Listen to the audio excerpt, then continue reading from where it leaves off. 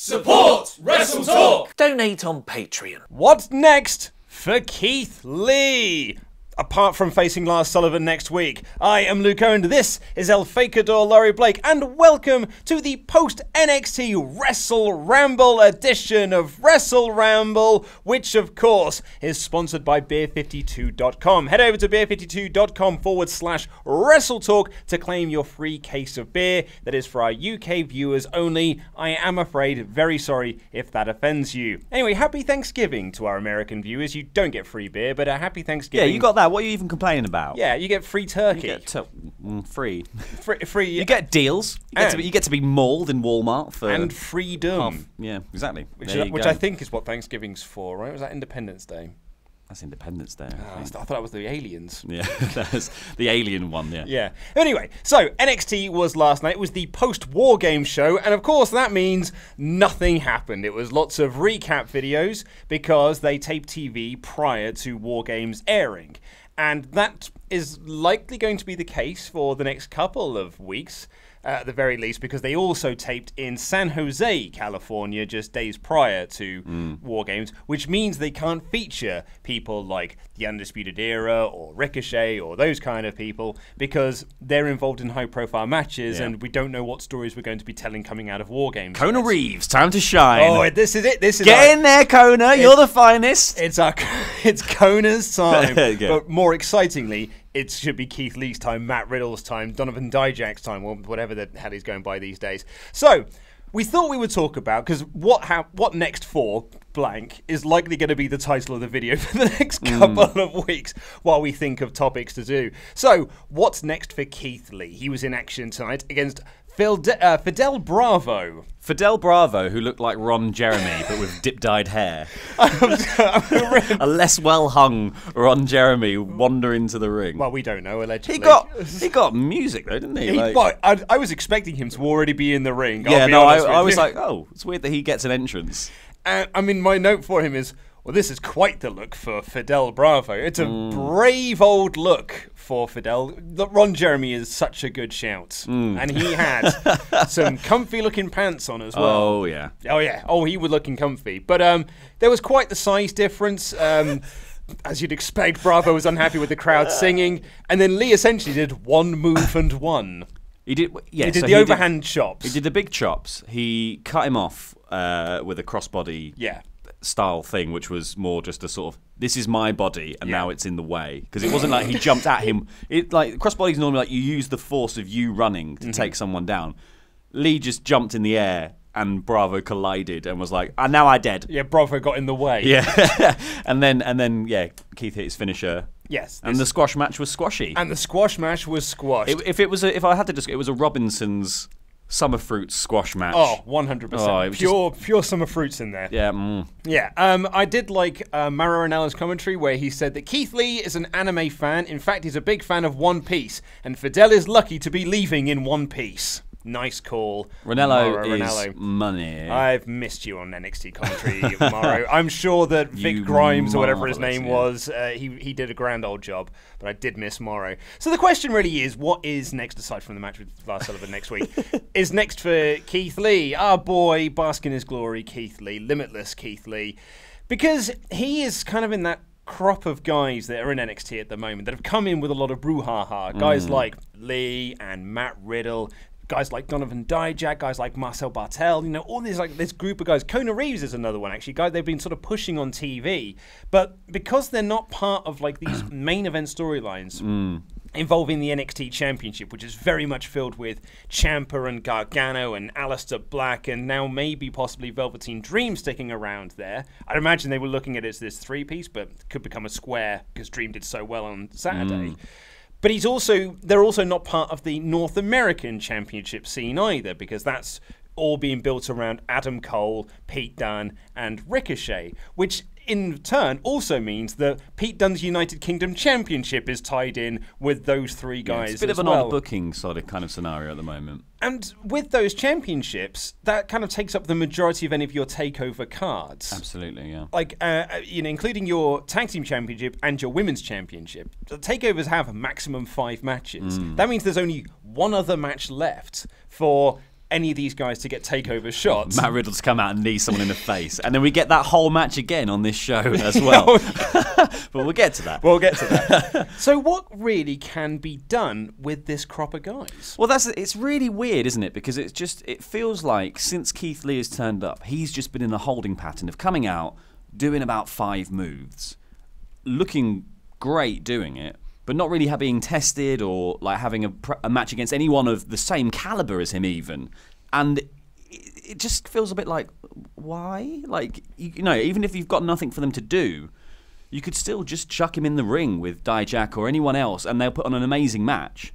And then later on we can build to something. It doesn't have to just be squash week matches. After week of squash matches, which worked for Lars Sullivan when you first introduced Lars, but he's gigantic. He's still getting squash matches now. Yeah. You know what I mean? It just feels odd to keep putting them in the situation where they come out and they just get 5 minutes of TV time and we just try and keep them on the sort of low boil rather than like ever. I'm not saying we have to push them and get them straight into the title picture, but they can still just have good matches that fill the card a bit. You know, it doesn't have to go anywhere. And I think like the Nikki Cross Candice LaREA was kind of an example of that, like a pretty good match that had time and stuff dedicated to it, but didn't feel like it was going to really go anywhere for either person because I can't imagine either of them being the next in line for a shot at the Women's Championship or whatever you want. Like, Keith Lee could be in that role of just being really popular and over, but it doesn't have to go anywhere. Yeah, totally. Like, you know, NXT, I mean, when they say you know, NXT knows that their post-War Games show is going to be, you know, it's a filler show because we can't further storylines because we're taping all these matches prior to the show even taking place. We can't have top guys, quote unquote, coming out and cutting promos or anything like that because that'll give results away for the main card. So why not do, as you say, like, do Keith Lee, Donovan Dijak, a match that has been getting like rave reviews from the house show circuit they do because it's Keith Lee, Donovan Dijak, and the match they had at PWG in the Boulder tournament last year was it's one of the best matches I've ever seen all time, all my life. Why not have that on this show, like as your opener here, rather than having Keith Lee versus Ron Jeremy? Have Keith Lee versus Donovan Dijak, blow the roof off the place, get the crowd really amped up. Then you can have the Lars squash match afterwards and have that sort of like your filling between your two chunky bits of bread. That's what I don't necessarily understand this mindset with takeover stuff because like the access for NXT requires you to have the WWE network, right? Yes. So if I watch NXT on a weekly basis, I'm watching it on the WWE network. But through having that, I also have access to TakeOver. So why do we have to have a full 1 hour long recap show with like 2 or 3 matches in? Because I can just watch those matches. Like you can do a 30-second promo package that covers this, but they're doing full 5-minute pieces on Dream versus Ciampa or whatever it was, and we're getting Keith Lee coming out and squashing Ron Jeremy. It's like, why are we doing that? Oh, well, it's because, and it is. I mean, this show you could watch in 15 minutes, like tops 15 minutes, because the Candice Nikki match went about 8 minutes, maybe. Keith Lee, he got another 2 minutes there, and then the Lars Sullivan squash match was shorter than the Keith Lee match, which was 3 moves. So like you really could watch everything on this show in like less than a quarter of an hour, and yet it was 58 minutes long, and so it wasn't a particularly fun show to watch. No. So it really sort of boggles my mind because it's not like this is the first time they've taped before a takeover show. Yeah. They're used to this now, but yet they've really stuck to their guns that this is the model they like to do, and it's not the worst thing. No, it could be worse. There was a great War Raiders match off the back of the last takeover when they weren't in any of the matches on the actual main pay per view. There's been good matches filmed before takeover, and I think probably the problem here was the fact that War Games itself was going to be such a long match. Yeah. That they were like, oh, we probably don't have very much time to really have a pre-show that the crowd in the arena watch and then tape all this stuff. So it just had to be like, you know, let's just do a few squash matches. Even Matt Riddle has to come out and just knee Kassius Ohno because it's like, you get everyone on the card, but it's just knee him in the face. We've run out of time. Knee him in the face. Well, it was really interesting on that one. So I don't know if you heard this, but Triple H did like his conference call afterwards and spoke to the media, and they said like, you know, you advertised Matt Riddle versus Kassius Ohno for next Wednesday, and Triple H essentially was like, yeah, I lied. We were always going to do it on TakeOver, but we didn't want to promote a 6-second match because people would have been excited to see a Matt Riddle Kassius Ohno match, and then only got 6 seconds. So we thought, well, let's just do it this way Yeah. and surprise people. And actually, I thought, that's a really smart move. Of course it was. It's a really great made move. sense, yeah. No one would have been happy just seeing him just do that knee. But when you didn't know you were going to get it, you're like, oh, that's brilliant. That was you know, aces. yeah, exactly. Absolutely aces. So I think for me, with guys like Lee and Riddle, and actually, and there's a plethora of these guys. It's the same with the tag team division. Like, they're not, if you're not going for the titles, you're not in feuds. Yeah. And with NXT, I know they've only got an hour to fill, but your feuds, your main storylines and your championship feuds don't always take up all of your TV time. So you could give some of these guys not blood feuds, but feuds at the very least that could build to, and it doesn't have to build to a takeover, it could just build to a big match on an NXT show. So you say you were doing, we're going to keep using these as an example, Lee and Dijak. Okay, say you're going to build to a Lee versus Dijak match. So you just tell the story over 6 weeks of NXT TV, building up this feud, and then have a big blow-off match in the main event of an NXT. Make that episode of NXT feel like a must-watch episode. Yeah, do a half hour, like the final half hour is this match. Yeah, totally. But that's the thing, is like the weird thing about NXT as well is that a lot of the show, like, you know, normally the main event segment of the show is one of the feuds that is going on building up to a takeover with the main sort of top guys or whatever, but it's normally just one of them. Yeah. And you get like maybe a couple of smatterings of promos, but it's normally one a week. You get like, here's the women's one, here's the North American Championship one, here's the main event one, like all that kind of stuff. But then the rest of the show is filled with these guys. Yeah. You know, it is filled with your Keith Lees and your Kona Reeves and Street Profits versus the Mighty and all that kind of stuff. Why is that not being made more of? Like, it's a proper thing. Like, yeah. Because, yeah, Street Profits versus the Mighty, as much as we joked about it being over a cup and a chain and all that kind of stuff, like... Yeah. At least it was a story. At least it was a story, yeah. And it was fun. I enjoyed the match. And I'll never, like... I'll never be down on NXT for just going, like, you know, sometimes it's just wrestling and people come out and just wrestle. And that's fine. I like just watching wrestling. But it would be nice to see people like Keith Lee not just held in this holding pattern. Because I think when the match also...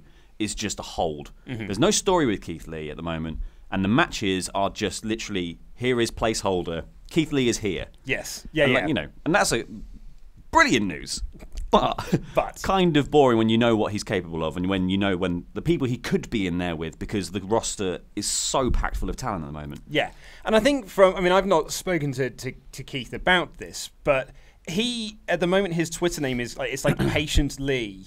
And he's kind of sort of been doing, and it feels like that's almost, it's him telling himself, I've just got to be patient, I've just got to bide my time in NXT. Eventually, come WrestleMania next year, we're going to get the Superstar Shakeup, which means NXT call-ups. That'll mean that some of these guys that were currently, you know, taking up some of these main event storylines or upper mid-card storylines will ascend up to the main roster. That opens up some spaces for you guys like Lee and Riddle and Kona Reeves, etc. But to your point, I think a better use of that is rather than just wait until those spots are available and then just fill them in with these guys, is trying to make these guys feel like big deals now, so that when they eventually fill those spots, you're already massively invested into what they can do in those feuds. Absolutely, yeah. And I think, you know, the clear out of NXT is going to be, I think, startling this year. Because, you know, the last few years, it's obviously been a fair few people, but the crop currently is going to be like 10. I imagine like 10 or so. I mean, it maybe, could be. It could be quite a lot. You've got the the entire Undisputed Era. So that's four That's guys, four guys already. Yeah. Aleister Black. Yep. Gargano and Ciampa. Probably. It could be, because their storyline could finish around WrestleMania time. Even if it's just one of them, yeah, that's still one more name. Well, it's going to be, it could be either or. So it could be maybe, you know, if this story does end in Gargano finally winning the championship, Ciampa's gone. Yeah. You know, so that's just that side of things. Baszler? Yeah, Baszler. Probably. Well, that's Kairi Sane. Well, you say probably. You say Baszler, but if they're doing this 4 horsewomen storyline, there's 3. Yeah, exactly. Like, so it really could be a big list of names that go up either before or around WrestleMania time, maybe even like around the Rumble. So it is going to be very interesting to see where these guys and girls sort of end up on this card. And I mean, we'll talk about the women's stuff later on, but like you talked about, like the Candice and Nikki Cross stuff, like, yeah, that was a cool match, but it doesn't really feel like it's leading anywhere. No. Because now the women's championship is tied up in this 6-woman storyline between the Horsewomen and Dakota Kai and friends. Yeah. Or Kairi Sane and friends, whichever way you want to put it. It's probably Kairi Sane and friends rather than Dakota Really, Kai probably and is, friends. yeah. I mean, it might just be because I love Dakota Kai and I just want to put her front and center. Yeah. She's the star! It's Dakota! She's the guy, come on now. Stereophonics had it right! Before we get into the main review, we've got to give a shout out to some of our $25 and above pledge hammers. Thank you so much for being so wickedly awesome. And again, thank you for your suggestions for Fantasy Booking Warfare, where I go head to head with this guy over here for Fantasy Booking Warfare brand supremacy. It's the one night of the year when well, Ollie and I go head to head. Where we do one day of the month where we do go head to head. So, big shout out to I Wanna Be Like You, Chris Louis. Yes, Chris. Lovely stuff. Chris. Good stuff, Chris. Excellent name. Thank you to Christopher the Condor Johnson. Nice. Chris. Let's have a drink, Christopher Travis Merriman. Hey! A lot of Chris's so far. It's in alphabetical order. I'm actually going down to the pub that's just by our office, the Beer Merchant Tap or something like that. I'm actually going there tonight. So I'm excited to see what it's like. I mean, I've heard that their cheese toasties aren't all that great, according to Ollie Davis, but... How dare they? Well, thank you very much to Courtney Villainess Havoc Summer. Yes, Courtney, one of our longest reigning pledge hammers.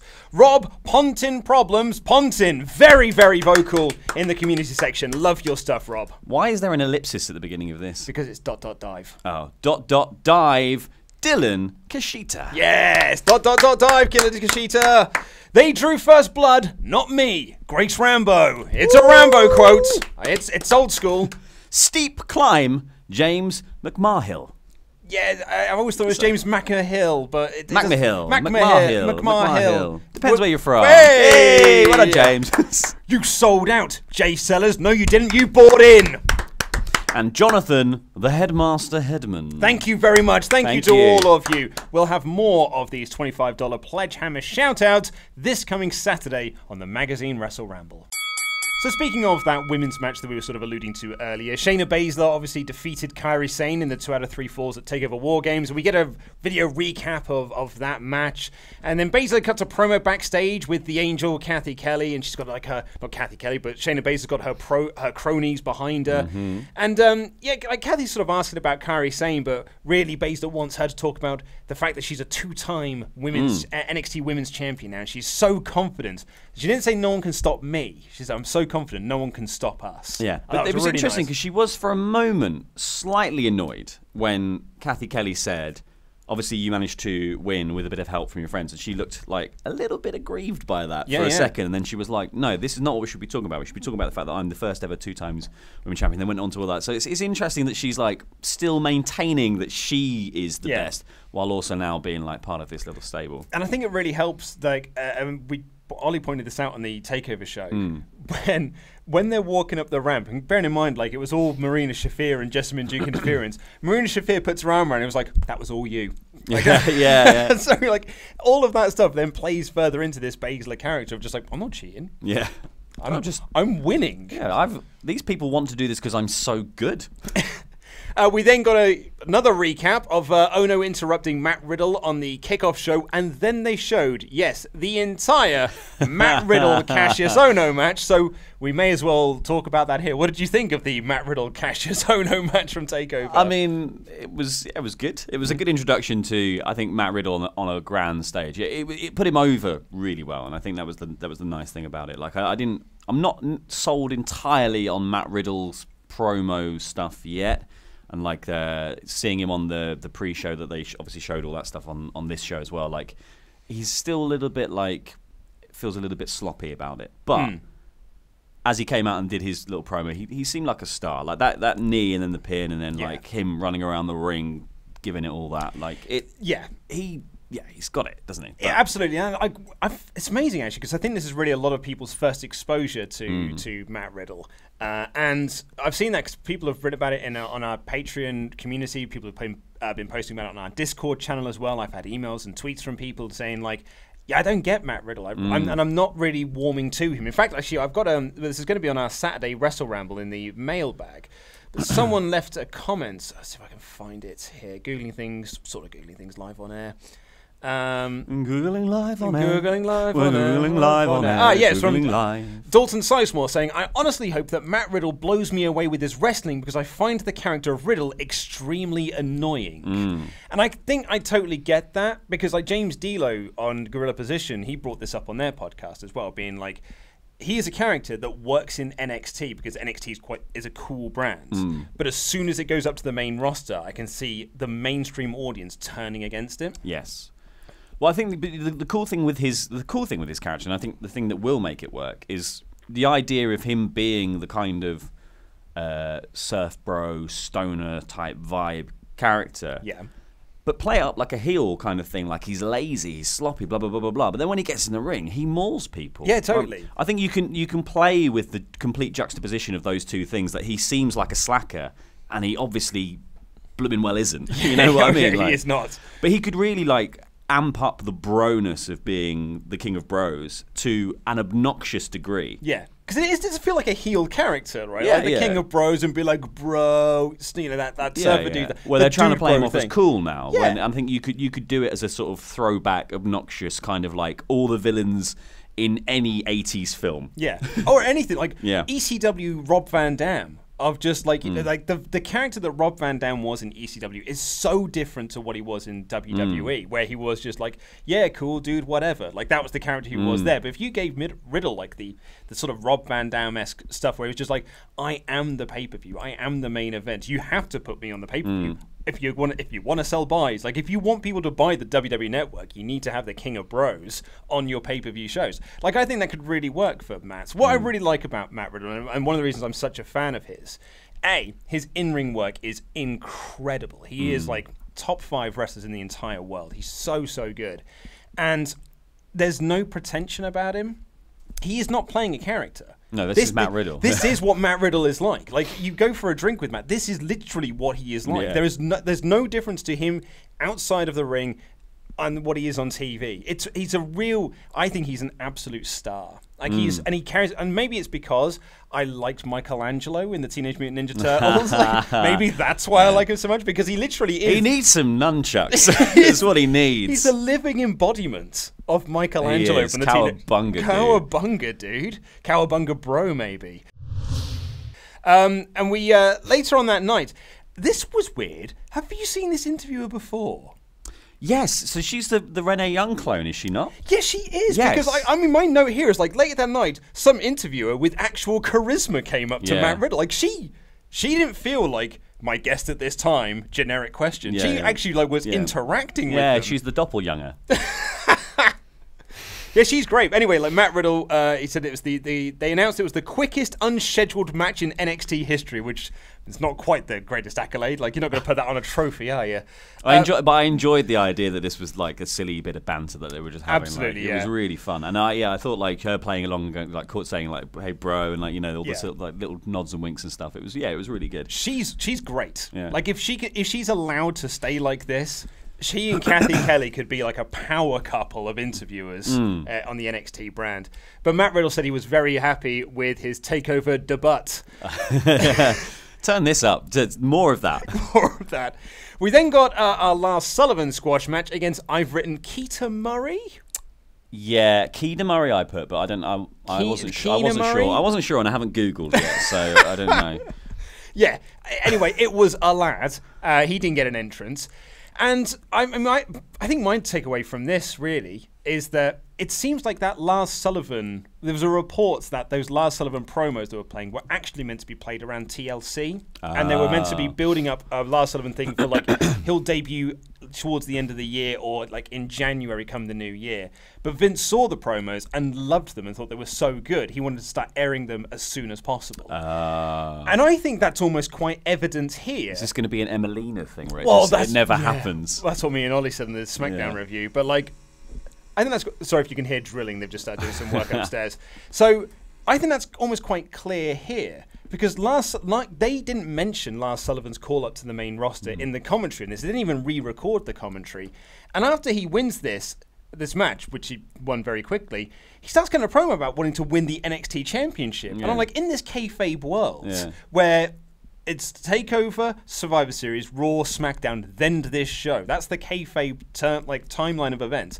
Lars Sullivan knows he's being called up to the main roster, so why is he sitting there going like, I'll have that NXT Championship match now, if you don't mind? Yeah. Lars, you've actually booked tickets to go to Raw? I'm really sorry. You're a bit busy, mate, I'm afraid. You're getting on a Greyhound right now. Yeah, you're a bit busy, I'm afraid. Off you pop. Yeah, go and pack your bags. Pack your little tiny trunks with your rubbish name on the back. Go I on. look like he'd sewn it himself. Or his Mama Lars had done it. Mama Sullivan had got the needle out and been like, Lars... Promise she was meant to do it on the inside, so if he lost them, you could give them back. Ollie and I have been watching NXT TakeOver Toronto for WrestleRamble Extra. It's a nice plug for our Patreon page. It should be out this Friday. And Ollie got really nostalgic love for Bobby Roode's old glorious entrance when he would turn around and it would be like the word art Rude, and it just looked rubbish, so low rent, like someone had knocked it up 2 minutes before it had to go up onto the screen. It was like, oh, he hasn't got anything. Rude. There it is. After Effects. I don't have time. Just put it up. And Lars's gear is essentially the word art Bobby Roode. Yeah. It'll get changed when he goes up to the main roster. Vince is going to see them go like, those pants are rubbish. We're going to buy him the most expensive red trunks that you could ever get. Yeah, just have red trunks, Lars. You don't need... We know who you are. You're massive. But he wants this NXT Championship match, and to make his point, he's going to beat up Murray some more, and then Keith Lee runs down to make the saves and gives Lars the pounce, and they announce that it's going to be Godzilla versus King Kong next week when these two go head-to-head in direct competition, which would have been taped at the San Jose shows, which were recorded a couple of days before TakeOver. And I'm sure that would be a really fun match. I'm hoping that it's Lee that comes out on top. I haven't read the results. Don't spoil them in the comments, please. Be kind. I'd like to think that if Lars is going up and they sort of knew he was going up, then they would book Lee to go over. But if Sullivan wins next week, then he's getting an NXT title shot. Well, yeah, and this, it just means that this really was a last-minute decision to have Lars go up. But it also means that then, how many people are in this title picture now? It's Black and Ciampa and Gargano and Dream and now also Sullivan. So is there going to be a 5-man match somewhere? But if Keith wins, does that put him into that contention as well? Well, that's the thing, is that I think that would be why Keith winning would make more sense, because it doesn't immediately go, oh, your championship material. It's just like, isn't that an amazing accolade for Keith Lee to go, well, I felled the mountain? Yes. Yeah, that big man castle mountain. We got a recap of Gargano and Black, and then backstage we see Black running into Candice LaREA, who does not look happy. Then we got a recap of Dream vs. Ciampa. Then we got a recap of War Games. All of those were good. All of those were great. Wonderful things. Excellent. Seek them out on the WWE Network if you can. And then finally, we got our main event of NXT's Twisted Sister, Nikki Cross versus Candice LaREA. The SoCal sweetheart. With her brand new music. Tenacious C. She's all and that was sort of the story they were telling on here during this match, which I thought was quite nice, that Candice is also sort of going heel as well. She's showing this more sort of aggressive, not so much unhinged nature, but certainly a more aggressive nature than what we've seen with her with hey, I'm Candice LaREA, look how fun I am. This is more like, I'm wearing dark eyeshadow now, so I'm going to kick it. I'm moody. It was it's the transition from 11 in Stranger One Season 1 to 11 in Stranger Things Season 2, where she goes away for a bit. She goes away for that episode, and she comes back, she's got dyed black hair and all that sort of stuff. And I thought this was an interesting way of telling it as well, because obviously Candice and Nikki have various issues, but she doesn't come out like a house on fire. She comes out fairly normal, apart from the new music, fairly normal Candice. She's wearing quite bubblegummy gear. She's got sweets and a Titantron. She's looking quite happy, she's all fine, and then she suddenly, there's a point in the match where she turns, and she just goes, all right, I've had enough now, and she locks on the Gargano escape. Nikki makes the ropes, but she holds on for basically the full 5 count. There's a few different bits of just outright viciousness where she just turns it up. Exactly, she's doing the surfboard stomp and things like that. Some really, really good stuff from Candice in this. And in fact, actually, there was an awesome spot where Nikki was on the second rope and she does this a German suplex off the second rope, and it looked really cool. So she was going for the corner. Nikki had got onto the turnbuckle and she was going for the corner powerbomb, wasn't she? And then Nikki fought back. She slipped out, ran away, immediately turned around, just ran up and just avalanche German suplexed her off. It was so amazing. Cool. So cool. What a spot. And then the step-up senton thing she did was... She's got some... I haven't really seen much of Candice doing this kind of thing on NXT before. Like her matches have been kind of like rote, I would say. She's been in that Keith Lee role. Like she came in, she's like, you have 4-minute matches now, or you're losing to, God, what's her name? The punching one. Lacey Evans, thank you. The punching woman. The punching one. Who the punchy lady? The punchy lady.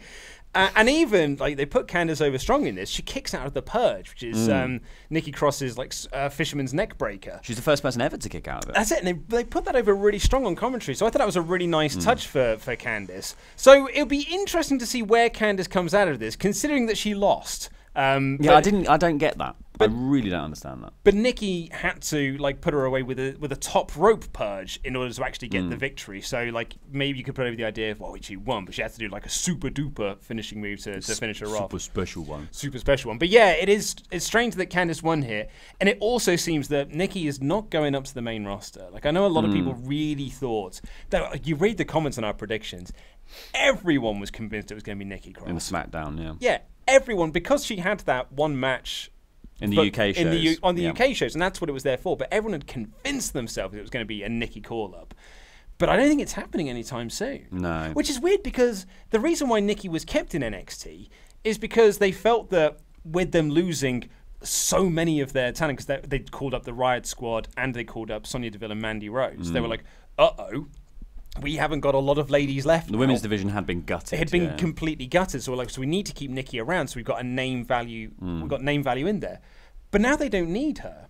If anything, it almost feels like she's wasting time there. Yes. Because they've got so many other people they're pushing in there. Punchy Lady, Bianca Belair, Dakota Kai, Io Shirai, Kairi Sane. There's like this massive long list of names. And Nikki, if she's not winning the title, then all she's doing is just having matches. Yeah. And she's beating people that should be getting a bit of a push now. Yeah. Like, there was no.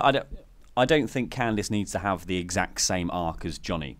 You know what I mean? This is what I feel like she's not had as much storytelling to lead to her slightly darker turn, but she's just sort of got like an osmosis thing from sleeping in the same bed as him. She's just sort of absorbed some of the bad energy. That's going to lead to the Renee Young heel turn as well on the main roster. Yeah, absolutely. But then so I guess like it would have made more sense for me, I think, for Candice to pick up the win here, because I just can't see where Nikki goes from here. Like, I don't think she's going to go, unless they're going to put her into a placeholder program with Baszler for the purposes of just keeping things ticking over. But we've already done that. Yeah, exactly. And we did that earlier this year. Exactly, and that's what I mean. It's just, it feels like there is only rehashes ahead with Nikki Cross. Yeah.